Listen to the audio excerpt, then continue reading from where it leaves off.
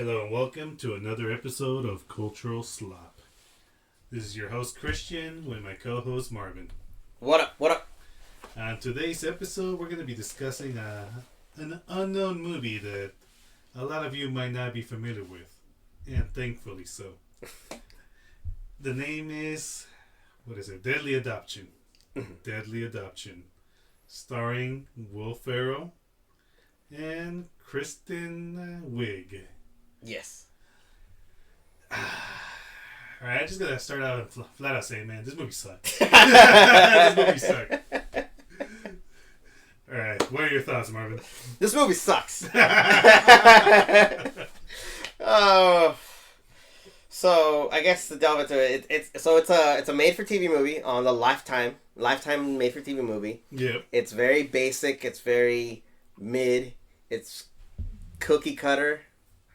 Yeah, like those kind of made for TV movies or made for TV dramas. Mm-hmm.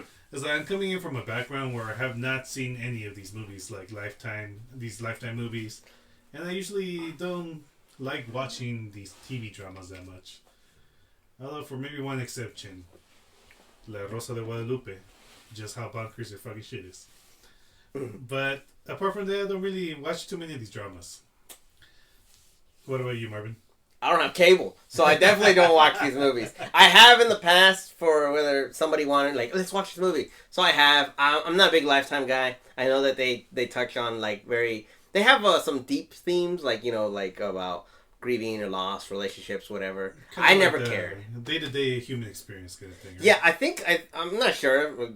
Comments can correct me if I'm wrong, but I think Lifetime is marketed more towards women. So they have a very specific demographic that they're going after. Like the stay-at-home wife. They're not trying to get crazy blue-collar bastards that bust their knuckles every other day. They're not going after that market. Yeah. They're not going for for like people that don't come from the background where they're able to afford to like stay home, be a stay-home mom, stuff like that. Because I think like these Lifetime movies usually come on to during the day or something. Probably. I don't know. But yeah, there's definitely for that kind of demographic. It's a mom movie. It definitely feels like it's on a network that just airs Project Runway over and over and over, like that type of stuff. Yeah. It's like ugh. And you can kind of tell with the themes, it kind of creates like this kind of excitement, this fear of like the outsider coming in and destroying the family home, the family life. Coming in to steal your husband, coming in and putting your kids in danger. Those are the kind of the horrors that are touched upon on American suburbia. Yeah, it's definitely it's a cautionary tale about like the dangers of people. Yeah, like in this case, in this fucking movie, the dangers of not doing the background check on the fucking person you bring home. Alright, so I guess we'll get into this fucking movie. I don't know how many times I'm going to say it throughout this recording. Say it, brother. But from the moment I saw Will Ferrell's face, the first thing that came out of my mouth was, his face is stupid as fuck. And I never realized it until this movie. And you know why? Because he tries to play a serious role. He went out of his element, which I could respect to a certain point. But he has such a stupid face. I couldn't take him seriously. It's definitely distracting because, he's very expressive with his comedy. I mean, a lot of comedy is. Yeah. So it's like he's being crazy or loud or screaming, yelling. Yeah. There was none of that in this movie. So he just played it really emotional. So they threw a beard on him. They straightened out his hair. And then they basically said, like, try and look like you're crying all the time. Or scared or concerned. He looks so... I guess those were the emotions that he was supposed to convey, but he just looked pathetic, man. It looked off. He looked like a wiener. Total goober. And then Kristen Wiig, she was actually pretty good. I liked her acting. She was solid. It's like, but then I'm not familiar with her work that much. The only thing I've seen her in has been as Cheetah in Wonder Woman 1984. Which was stupid as fuck. Oh, God. And what else? I remember her from one of the Ghostbusters reboot. The all-female cast one? Yeah, the all-female cast, I think. I remember. Actually, okay, I know people crap on that movie. And I actually didn't mind it. I went to watch it. I kind of liked it. I'm not going to watch it again. She did all right. It was all right. I know from that, and then obviously because SNL, both of these are from Saturday Night Live. They started the career there, and they took off into stardom, whatever. Which I've never seen. I've never been an SNL guy. Earlier SNL, I keep up with it here and there, but I do find both of these actors funny. They're on SNL and after they were funny, and I like their movies. Like I think she was in Bridesmaids. Oh, Bridesmaids as well. Oh yeah, she was. She was in Bridesmaids. Was she in Pitch Perfect also? No, I believe you're thinking of Anna Kendrick. Oh, okay. But yeah, so we've seen some. We're familiar with some of her filmography. I personally am more familiar with Will Ferrell's filmography. I'm a big fan of Talladega Nights. Step Brothers. I have actually only ever seen it once. People call me crazy. My coworkers clown on me. You've never seen Step Brothers? You've never seen Step Brothers? Everybody loves Step Brothers. Yeah. Which I think I rewatched it like a year ago, and I enjoyed it. But overall, I think my favorite Will Ferrell movie has got to be like Talladega Nights. Yeah, I don't. Step Brothers isn't a bad movie. I thought it was funny, but I don't really watch it. Versus something like Talladega Nights or Anchorman 1 and 2. I can put those movies on, and it's hilarious no matter what. I love those movies. So I have my preferences, but I'm more I'm more familiar with Will Ferrell and his semi-pro as well, Blades of Glory. Yeah. So we've seen him be funny. We've seen him do different type of roles, for lack of a better word. This is completely different from all the movies we just listed. Yeah, because honestly, man, it's like this movie made me realize that Will Ferrell always plays Will Ferrell. Talladega Night, Will Ferrell. Fucking Semi-Pros, Will Ferrell. Step Brothers, Will Ferrell. It's just him. And it works. Because he has a kind of comedy to him. Because of his stupid face. I don't think it's that stupid. It's not stupid. Dude, man, it's fucking stupid. Wait, okay, I will say, it looked even more ridiculous when he tried to be sad. That's why it's even worse. Yeah, so, but, his stupid face works in comedy movies because he plays stupid characters. Yes. Yeah. It's like even like in Anchorman where he's not as like bonkers like in like Step Brothers. He still plays like he's a stupid character. And now in the Deadly Adoptions, the movie we're talking about, he's supposed to play a serious family man who's an author, but not just any author, a fiscal responsibility author. Yes, so the movie starts with Kristen, Wiig, and they have their suburban family living in New England, upstate Vermont, some of those fancy areas. Yeah, really nice area. Very nice area. Woods and a lake. They have a lake. They have a boat that we never see again except for that one time. It's a family. It's about dangers of other people and the mistakes and the past and kind of forgiveness and moving on. Like I said, these Lifetime movies have deep themes, and that's what they were going for, portrayed by these two comedians. Yeah. With his stupid face. The more I think about it, the more I'm starting to think you're right. Yeah, see? But do we want to delve into the plot then? A little bit, man, just to give an idea. But honestly, like the plot is pretty, usual kind of drama plot. I guess in this case, man, the way it kind of sets it up is like it's kind of making it feel like Will Ferrell's gonna be seduced by this younger woman, and it's gonna have him like clash with his marriage and stuff like that. And then it takes a turn down the road, right? It does, yes. But I guess we could start like you said, like in the beginning, where like Will Ferrell, he's holding his baby girl. I guess it's like some kind of party going on. Mm-hmm. And then Kristen Wiig is down at the dock. It's like, oh, I want to go on a boat ride. Mm-hmm. And what happens, Marvin? So she's down by the dock, by their personal dock, and he's all like, Captain, whatever his name, calling him his real name. I want to go on this boat ride. So she's like, let's go on the boat ride, because she wants to go on the boat. So she's very pregnant. I don't know how far along. She's very pregnant. And she's like, let's go on the boat ride.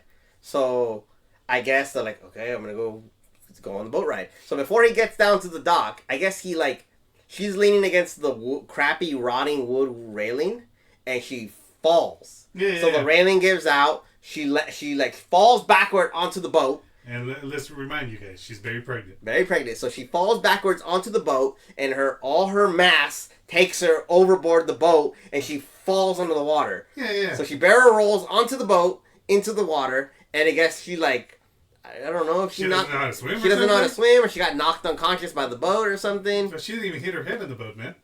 Maybe. It was just full on back. She's just gonna bounce off the boat into the water. Maybe she just smacked her back or something, knocked the wind out of her. But something. So something happened. She gets taken out. She falls in the water, and then freaking Will Ferrell comes down and like pulls her out of the water as being a hero. It's all dramatic. It's all dramatic. Like, no! Mm-hmm. And jumps not head first, feet first.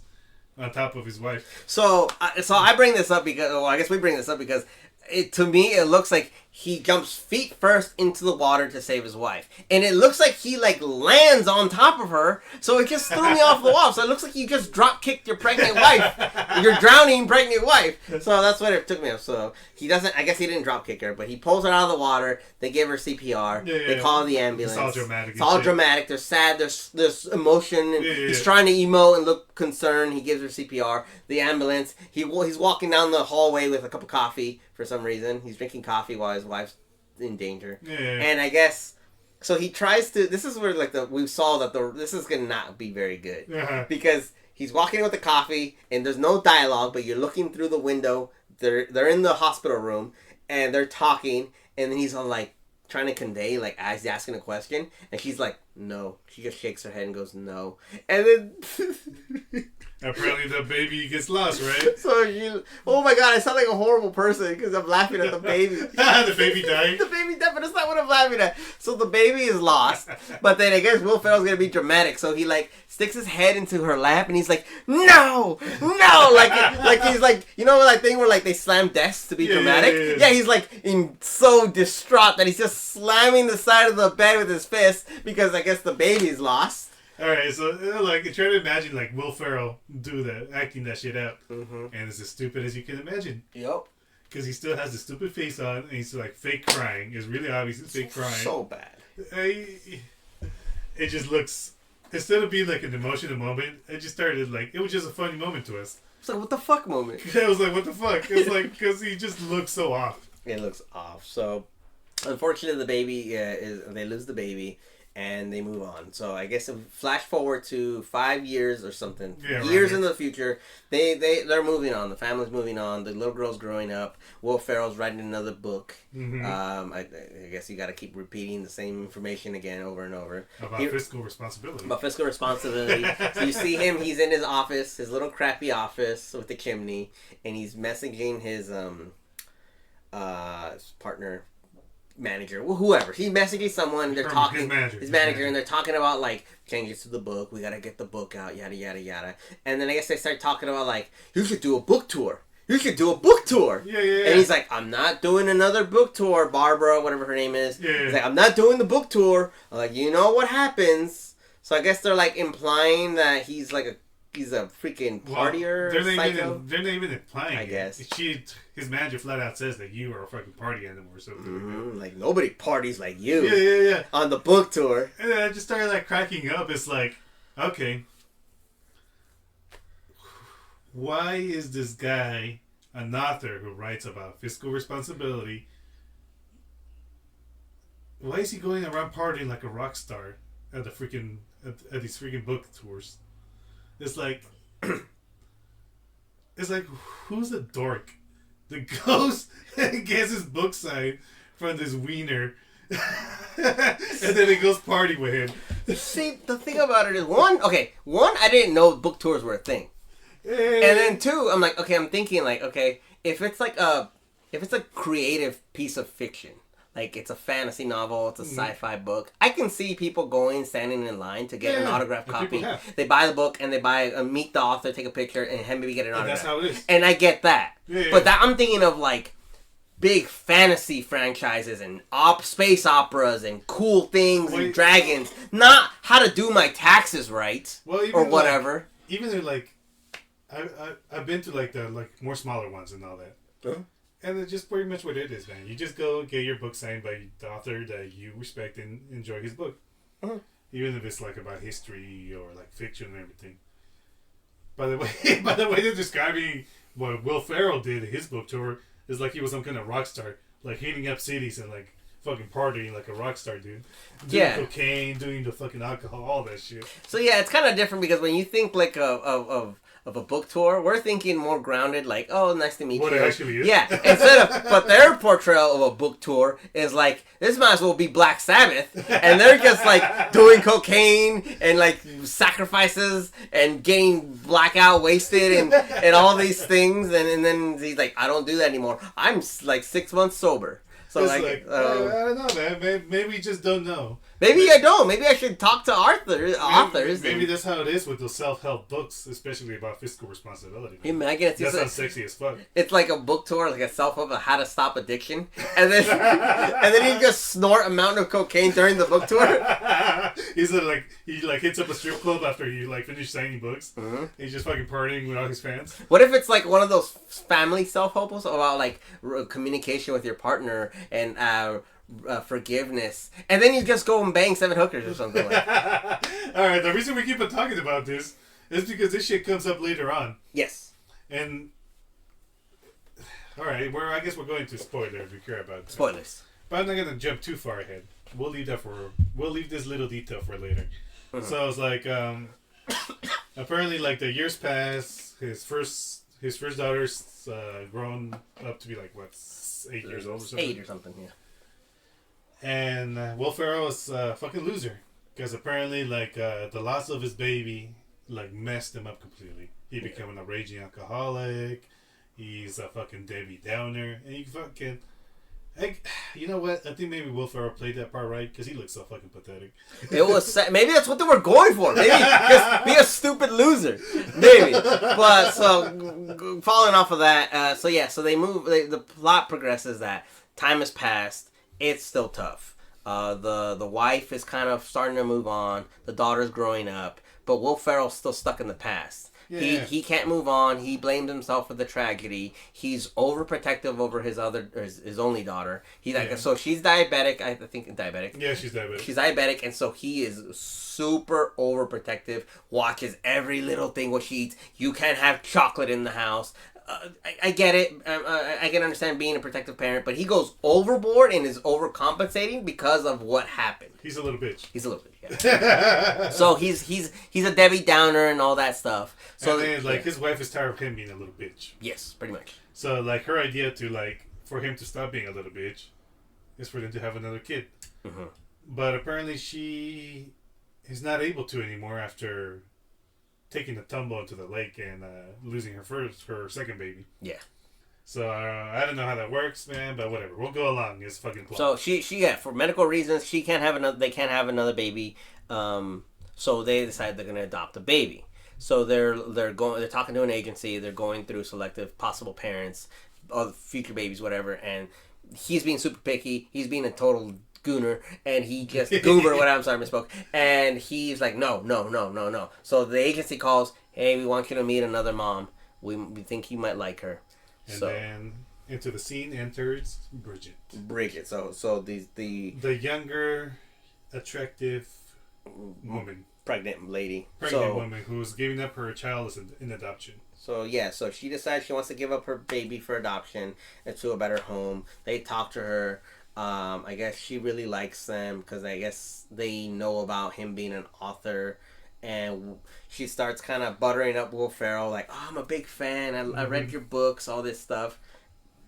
And I guess he's like, oh, I like you. Yeah, a little narcissistic, right? A little bit. Just tell me. This guy's such a loser. So she starts buttering him up. They start liking each other. I guess she's really like, where are you staying at? Or you say like, oh, well, I'm at a homeless shelter. I don't have a house, and I have a lot of debt. Yeah. So it's like, but it's okay. It's like I'm reading your book about fiscal responsibility, so I'm trying to get out of that. But I'm drowning in debt. Yeah.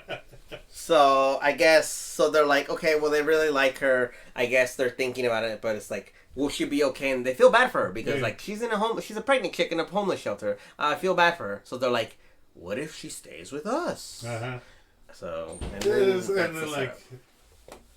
and then I guess whoever's in charge of the adoption, as you see, she's like, oh, it's like you guys should think about it, and then Will Ferrell, like, instead of thinking about it, he just immediately goes like to Bridget and say, hey, you want to live with us? And she's like, oh, I don't know. Okay.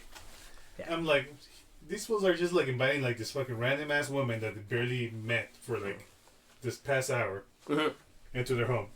Screw that. It's like, who does that? Well, I wouldn't know. Like, I'm gonna need some identification, some passport. I need a criminal. I need some blood work. I need a map of your colon. That much, bro. I'm gonna go overboard. I'm gonna want like one of them colonoscopy maps or whatever they're called. I'm gonna go in a quarantine room. Exactly. Interview. So yeah. So she moves in because I guess it's safer for her to be in a home instead of a homeless shelter until the baby's born, and. So I guess once she's in the house, they start leaving little like clues and stuff, a little trail, a paper trail of something's off. Yeah, once she moves in. Well, you know that it's off. It's like the movie's kind of directing you that she's going to try to seduce him. Yeah. Or that he's going to fall into temptation by trying to seduce her. Uh-huh. And it makes it obvious, you know, it's like there's a scene where she's like taking a sun bath and he goes outside and being a creeper and just starts staring her up and down. Yeah, he checks her out. Yeah, it checks her out, and it's like she's always trying to like be close to him, be alone with him. There was a scene in the pantry. Oh yeah, where they like got a little bit too close, and then Will Ferrell got a little bit hot and heavy. No, he didn't. he just like awkwardly, he's like, oh. It looked like it. So they do that thing where like in movies where like the guy and the girl, they turn around and they're like really close face to face and it looks like they're about to kiss. They did that, but in a pantry that was just looking for sunblock and batteries or whatever. Yeah. They're implying that this is going to be a temptation because there's a young attractive woman moving into his house and he has a past from partying or whatever. And it's like, will he cheat on her? Is there going to be a love triangle? What's going to happen? A classic little drama, right? Exactly. It's like the sassy gay friend, what's his name, Charlie? So Charlie works... like starts putting like these ideas into Kristen Wiig's head, right? So Charlie, just to set it up a little bit more, is that Charlie is the wife's employee. They run like a fruit stand or a farmer's market. And friend. Employee/friend, and they run like a farmer's market stand, or they sell cookies or bread or something, honey. I don't know. Which looks like she fucking does that in her backyard. It looks like a backyard. Yeah. I think it's next to the lake where the houses are. That's just weird, dude. Can you imagine, like, you want soggy lake bread? Would you buy that? I don't think she has it in the water, but it's just fucking random, right? It's got that duck poop in it. Yeah. So I guess they're setting up the characters, and then he, like, Charlie, the gay best friend, is like, wow, aren't you, like, worried? Like, there's a hot young thing living in your house now. Yeah. And it's like, oh, he wouldn't do that. They're not. She's not his type. Yeah. Okay, like hot and young is not his type. Okay. And then it shows the close up of her face, like looks at her phone. It's like, the doubt is set in, right? Yeah. So there's some doubt setting in. All right. So that's where we thought the movie was gonna go, man. Yeah. That it was just gonna be that kind of story. Little did we know that there was gonna be a little plot twist to it. Yeah. Because overall, Bridget, who later on turns out to be like wasn't even her. So she's a total phony. No, yeah, she was faking too. Bridget was a fake name. Her real name was what? Joni. Well, it turns out that maybe that was in the whole plan. Yeah. Their plan, along with her boyfriend, who isn't really that important. Not important. He's this guy. He's the muscle. I guess. He didn't really do much, honestly. Really did. So her and her boyfriend are planning to, like, kidnap or rob. Doesn't even like say it out, but then later on it turns out that they were gonna kidnap Will Ferrell's daughter. Yeah. But it's like, okay, so it wasn't about her trying to seduce him and like try to do something else over that. It was just about them trying to like rob him or kidnap their child. But then it turned out that the reason she was kidnapping his daughter was for Will Ferrell to run away with her. It's like, how the fuck does that make sense? Yeah, so they definitely try to, like, play a bait and switch with you. So it starts off with, like, okay, something's wrong. Not everything is meets the eye. So you find out that she's taking a shower. You find out it's discovered that she's not pregnant. Yeah. There is no baby. Yeah. So this is all a giant farce. The daughter finds out, and she's like, we're going to keep this a secret. Yeah. So I guess that forces her hand, and she's like, I got to take care of this now. So that's what we're not sure if the kidnapping was the initial plot, but somehow she coerces the mom and the husband and wife to I'm gonna go to the park with the little girl, whatever. So she ends up essentially kidnapping her. Her and her boyfriend, they get her in a pickup truck and they drive away. And she's like, "What happened to our daughter? What's going on?" So they call the police. I'm moving it a little forward, but it does not much really like there is happening, but it's a basic plot. Pretty much what we're saying happens, but it takes longer. It takes a little bit longer with a little bit more like I don't understand it. Will Ferrell looking stupid. So they call the police because they realize they give her the information that they have. They talk to the agency, and then they like, oh, here's her name is Bridget. Oh, you mean is this her? Here's a picture of her. That's not Bridget. Someone completely different. That's like. Yeah, like we double checked. This is according to the information you gave us. This is the woman that you they sent didn't in even your fucking house. check the records of the agency that they got her from. So it turns out that there's even more lies. So she's not pregnant. Her name isn't Bridget. They've never met her before. Oh yeah, and then to kind of start the role of evil, they check with the agent. The agent's dead. So they murdered the adoption lady. So she's lying and she's fake identity theft and murder. Yep. So and kidnapping. So they're like, what the hell's going on? So it just keeps rolling and rolling and rolling. And it's like before like that whole thing with the police happens, like Will Ferrell goes into like who we know as Bridget's room. And he goes and gets the book that he wrote. Oh, okay. Just real quick, I thought he was gonna be more of a creep because he's been kind of creepy in this movie. So he goes up and Bridget has like her clothes and her bag on her bed, and he's just like picking it up and staring at it. When it was like her nightgown. It was like a nightgown or her pajamas, whatever. Something of her, and I thought this dude was so creepy. I thought he was gonna sniff it. Oh yeah, we were yelling. It's like sniff it. We're like sniff it. He's gonna be a weird. He didn't. It's like sniff it, you freak. He didn't sniff the shirt. No, he didn't. Thankfully. So he put it down and he picked up his book. He opens the cover, and inside he sees that he signed it to what's her name again?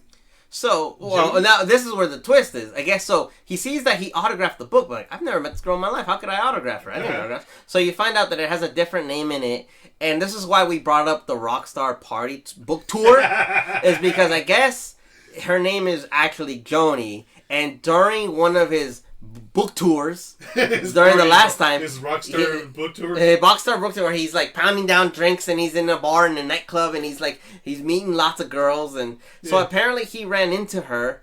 She was a big fan. He autographed the book. They ended up hooking up, so he cheated on his wife during his book tour. Yeah. It's like they ended up hooking up, and apparently from that hookup before I forget, it's like they show the scene where he finished having sex with her in I guess her room or a hotel room. And there's fucking lighting. It's like it's all fucking dramatic. And he's like his silhouette. You see his head in his arm in his hands. He's like, no, what have I done? And there's like lightning going off. It's all fucking dramatic. And then they try to make it worse because so she has red hair. Yeah. So she has like the dark red hair of a young girl, whatever, and it's just like, and then they like shadow her face, so she like after he's like no, and holding his head, she like comes up and like all seductively like it's okay, babe, like puts it like they make it seem like it's this like ultimate temptation, and it's like no, it's just bad lighting during a storm, and it's just like you're trying to make it dramatic. It's like they cheated, it's horrible, it's bad. Make it seem like he was the victim. It's like no, he was not the victim. You're just the bastard. So he cheats on his wife with her. I guess she never let it go. Yeah, because what came out of the hookup was that she got knocked up by Will Ferrell, but apparently she lost the baby. Yeah, and that made her go crazy, which made her even more obsessed with Will Ferrell. Yeah, so she created this elaborate plan to go into Will Ferrell's house, and instead of seducing him and convincing him to abandon his family and run away with her, as these cases usually go. Yeah. She decides to fucking kidnap his daughter and try to get money out of him, but at the same time try to seduce him and try to run away with him. Kind of like take over his life a little bit. It's weird. But you could do that with just plain old seduction instead of kidnapping the daughter. It was all over the place. That's why I'm saying they try to pull the wool over your eyes, but it just doesn't make much sense. So they kidnap the daughter. I think they were aware that these Lifetime movies always have the same kind of story beats. And they wanted to put a little plot twist. Oh, God. But they ended up stupider. Is this what all these Lifetime movies are? Yeah. Just like this, That's what I'm thinking. Betrayal and I don't know. If anyone in the comments watches Lifetime movies, let us know if this is typical. I don't know. I have no desire to really watch any of these Lifetime movies because they don't call to me. I don't watch Golden Girls. No, but I don't watch any of that. A simple story is fine with those kind of stuff, man. If well done, a simple story can work. A simple story could work. But I think they were trying too hard by putting in this Completely stupid plot twist. Yeah, so and then the third act, so after the betrayal, after the kidnapping, they try to make it more dramatic. Like, okay, she ends up taking up. So she goes up to the rent a boat from some guy, and he's all like closing up, and I blame this guy. So I still blame the boat salesman because things are about to take a horrible turn. People are about to start getting shot and dying, and all this violence is going to happen. All this would have been stopped. She approaches an older gentleman renting boats, and he's like, "I'm closing up," and he's putting the chairs away, he's putting the boats away. And he's like, "I have $50." So she pulls some cash, like moist cash from behind her bra, and hands it to him. He's like, "All right." So he rents the boat. At night? Who rents a boat at night? That's just weird. Suspicious ass people. Yeah, I'm assuming like there's a body back there. And granted, this happens after she already kidnapped the daughter. The daughter, and she's sick. She's and it's like a small town, so everybody should know what fucking went down. And this guy's like, instead of being like, that's weird. You know what? She kind of sounds like the person that's describing that kidnapped the daughter. He's like, yeah, sure. Yeah, like they put out a police report, like younger white woman with darker hair. Why is she renting a boat? Like it's weird. So she takes the boat at night in the middle of midnight. She goes over to Will Ferrell's house, and she breaks in and she confronts the wife. Yeah. So the wife is pulling into the garage. She's distraught. Kristen Wiig is pulling into her garage, and then like confronts her, and it reveals the truth to her that, oh, I'm not Bridget, and he loves me, and I had his baby too. He blames you for everything, and she just goes into this crazy spiel of like everything is her fault, and he points a gun at her. She's gonna kill Kristen Wiig because he is ruining their happy imaginary romance or whatever. So they end up this is the big action scene, I guess. Yeah, they have a big cat fight. They have a big cat fight. There's a gun involved. I love when Kristen Wiig, I swear, she like Sparta kicks her into the Herbalife boxes and somehow doesn't get the gun from her, and they're still choking each other out and like slapping hands and doing all this thing until Kristen Wiig gets knocked the hell out. Yeah. So I was like, all right. So she gets knocked out, and then like, I'm just gonna call her Bridget. Yeah, call her Bridget. Bridget like puts her in that car seat and turns on the car, and the exhaust fumes start coming out. So she leaves the window open, the garage door closed, and just leaves her there to pretty much suffocate from. She's gonna die. She's trying to kill her. Yeah. And then, like, Will Ferrell comes in with his stupid-ass face. He's like, hello? Babe? He's like, where are you? And he comes across Bridget with a fucking gun. All with crazy look in her eye. Crazy. Oh, and she's not wearing the belly at this point. So so they dress her up with her dark makeup and her highlights and her tight skirt. Yeah, she looks pretty hot. She's pretty hot, but she's supposed to be the party girl, so this is evil. She's not a normal suburban housewife. This party alternative is evil. Yeah, she looks like a rocker girl, or an alternative girl. Like a basic girl who's going to a concert. She looks cute and everything, but apparently that's evil. Yeah, she doesn't look like she shops at Kohl's, so it's evil. She's gonna go watch Bullet for My Valentine. Or like Linkin Park. I mean, I'd go to that. Yeah. It's like... But it's supposed to be evil. Yeah, that's how evil women dress. Yeah. Oh, no. Only good women dress Marshalls or Ross. But yeah, no. So if you can't be rock or goth, then be good. But yeah, so she's evil. Continue. So she confronts Will Ferrell with the gun. And it pretty much tells him everything, and like Will Ferrell's like, "No, you're fucking crazy." It's like, I'm not gonna like run away with you. I just want my daughter back. It's like, give me back my daughter. She's gonna die from like lack of insulin. Yeah. And then she like freaks out and like blasts him, shoots him in the shoulder, and then she just runs away after she leaves like Will Ferrell lying on the floor.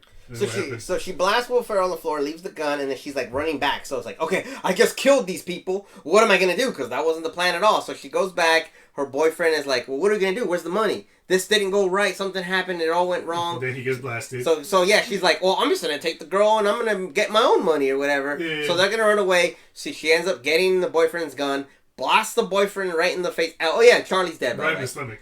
Charlie's dead.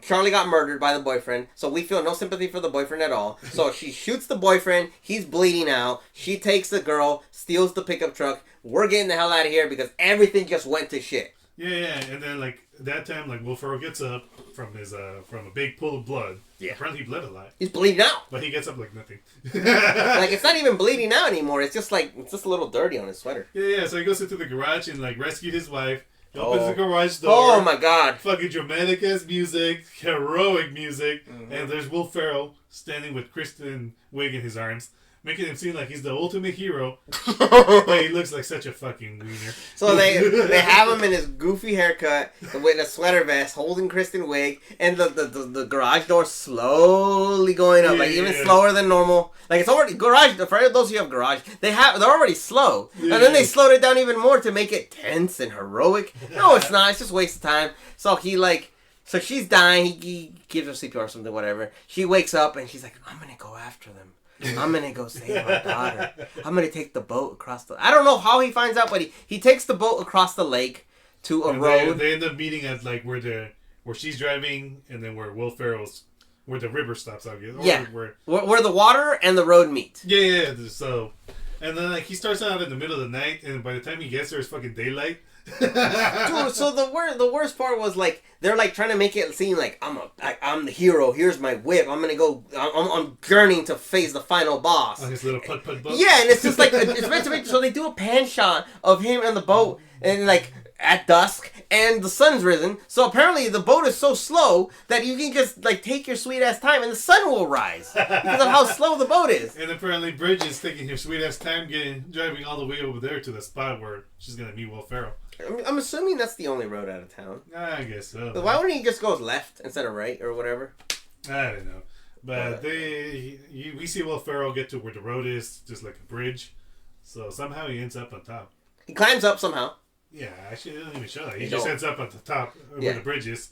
And out of the corner comes Bridget with his daughter. And let it be known, they're not wearing their seatbelts. They're definitely not wearing the seatbelts. Like an old 1974 pickup truck. Very nice, by the way. And then, no seatbelts. Will Ferrell just standing in the middle of the fucking bridge. Like, he knows they're going to be there. It's like, well, okay. Yeah. We're just going to assume it's the only road out of town, but that's still, like... Weird. That's still kind of weird, I guess. It never conveyed that it was the only road out of town. It really didn't. But, see the car coming at him, and she fucking hauls ass. So he's being a macho man. He rescued his wife. He got shot. He rescued his wife with his stupid face. he just drove his little putt boat across the river like a badass, and he's staring down the truck. The girl stomps it, pedal to the metal. He's staring down the truck like, "Come at me, come at me."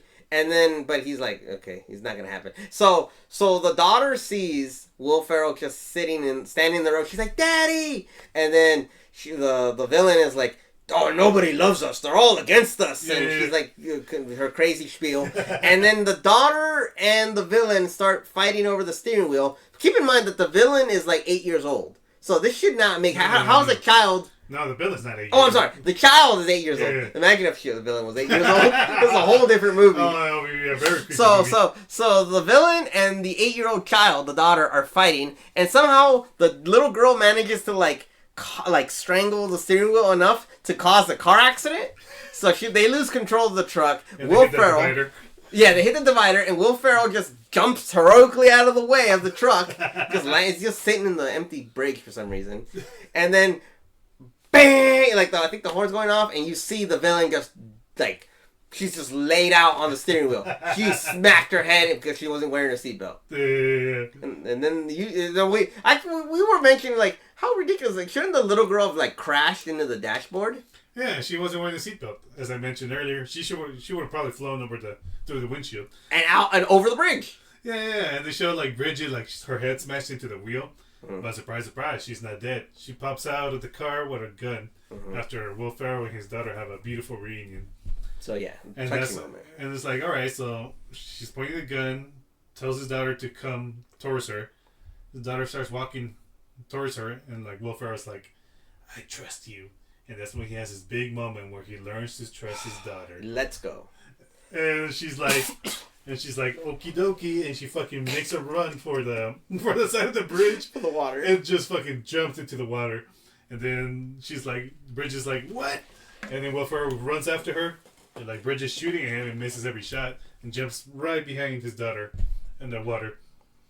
So it's like, okay, they're swimming in there, they get in the boat, and then Bridget just fucking pointing her gun right at Will Ferrell's stupid face. It's like, all right, you're fucking dead, and then bang, the scene cuts away, and then they show Will Ferrell fine. Him and his daughter are safe, but surprise, Bridget, she's not fine. She has a fucking bullet hole in her back. And who's the one that came to save the day? Freaking asphyxiated mom, wife, whatever. Yeah. So somehow Kristen Wiig. So Kristen Wiig somehow survived her deal with the asphyxiation, found the gun, and then knew exactly where they were, met her and then showed up in the nick of time and blasted the villain right in the back. Even though she's never been shown to use a gun or anything. How the fuck did she even know that they were there? I don't know. I have. Is this before GPS or LoJack? I don't know. No, they have smartphones. Did they? Yeah. Okay, I don't know when this movie takes place, but they had smartphones. They had smartphones? Yeah. Oh, okay, whatever. I get maybe it's a find, like locate my find or whatever that thing Apple has, whatever. I don't know. So anyway, so she shows up in the nick of time, blasts the villain off them. The villain goes flying over with her freaking mannequin legs and crashes into the water. The day is saved. The villain is dead, and the kid's okay. The daughter's okay, and it's like, okay, we're gonna live life now because everything's okay, even though a bunch of people are dead. So it like goes to the next scene, and then you see like Will Ferrell and like Kristen Wiig like smiling and being goofy because there's music playing, and Will Ferrell like turns it up and starts dancing and being a little goofy goober, and then Kristen Wiig and Will Ferrell and the daughter start dancing, and then we just started cracking up. It's like, you know what, they look fucking natural doing that shit, just them being goofy. It's like after watching the whole fucking movie of them being serious and then seeing that little bit of levity when like they're actually smiling and they're like not taking it that seriously, I was like, what the fuck? It's like this is their natural state. It's like why did they do a whole movie of them not being funny? Yeah, this was the most not even entertaining. This is the most natural part of the movie, and it was like, yeah. So it's symbolic that we're moving on. And it was cheesy as hell. My husband's back, like not the crazy drunken alcoholic who bangs redheads. It's like the kind, loving guy that died when my kid died. Like he's back, who loves life and loves our family. He's back. And it's supposed to be sweet. It's supposed to be sweet and sentimental, and it's just stupid. And I hated it, and I'm just like, and then it finally fades to black, and I'm like, fucking A, this movie's over. Finally. This, oh my god, I'm so frustrated at this movie. Like, so, okay. The worst part for me is because you go into this movie thinking like, okay, Will Ferrell and Kristen Wiig are on it, and they've said it's a drama. Yeah. But you're just expecting for the punchline. You're expecting the jokes and the crazy wackiness to start happening, like him telling him to sprechen Sie dick or whatever in his other movies. You're waiting for something to happen, and it never happens. So it's just blue balling you comedically, and I'm just like, where's the funny? Where's the like? It just messes with my brain, and I can't take it, and it messes everything up. It's like, all right, let's just say Kristen Wiig, she did a good job. She did. It's like, I believe her role. Will Ferrell, horrible job. Made me realize he had a stupid face. I can't take his stupid face seriously. It's like, I guess a person I could compare him to is like Adam Sandler, who's like super famous about like being a comedian and having all these comedic movies. But Adam Sandler's actually like a pretty decent actor. Like in the movies I've seen, like Punch Drunk Love and Uncut Gems. He's a good actor. I believe him as that character. And this one, Will Ferrell, I did not fucking believe him being that father figure. I just saw a pathetic Will Ferrell. We've seen, like, Adam Sandler is a good example because it's another comedic actor, but we also shows his range. Like, we don't, nobody really talks about those movies so much, but they're still there. It's like with movie buffs, they talk about it. Yeah, well, yeah. But for the general audience, like, for people who just aren't super invested in the movies, they just kind of watch it for entertainment. Mm-hmm. Adam Sandler is known for comedy, but he's shown properly that he can do dramatic, more serious roles, and it works. And not even just in only funny movies, but entirely serious movies. Yeah. It shows range. Will Ferrell showed no range in here between concerned and, according to you, stupid face. Those were his only two ranges. No. Two ranges for me are stupid face and pathetic wiener. And I just looked like mine was kind of like, I guess, dumb face, and like he tried to look sad, but it looked like he was crapping his pants or something. It just looked odd. And I'm just like, it didn't work. I don't know if I still don't know if Will Ferrell can do dramatic roles. So I don't know if he has any other dramatic roles. This was not it. This was not a place to showcase where it was. It was just frustrating, and I was just like, what this is. I'm just frustrated with this movie, dude. I really am. All right, Marvin. Any closing thoughts? I'm frustrated. This frustration. I'm just. This kind of ruined a little bit, like post, whatever, of some of his movies. I love Talladega Nights. I love Anchorman. I don't know if I can look at it the same way anymore. I can't watch Zoolander 1 or 2 anymore. Oh yeah, freaking Mugatu with a stupid face, even stupider than he did in that movie. It's like, it's just frustrating, and I'm just like, why the fuck did we watch this? This movie ruined your picture of Will Ferrell. A little bit, yeah. Instead of like seeing the curly hair, it's just gonna be straight with an ugly beard. Then he's just gonna go to his wife's stands and buy organic bread or whatever. God, I'm so frustrated with this movie, but it's a movie. All right, my final thoughts. Will Ferrell, you're just a fucking one-trick pony. Stick to comedy, because you fucking suck at everything else, man. I cannot take you seriously, because I never realized how stupid your face is. And this movie made me realize you have a naturally stupid face. You can't do nothing outside of comedy, so stick to comedy, bro.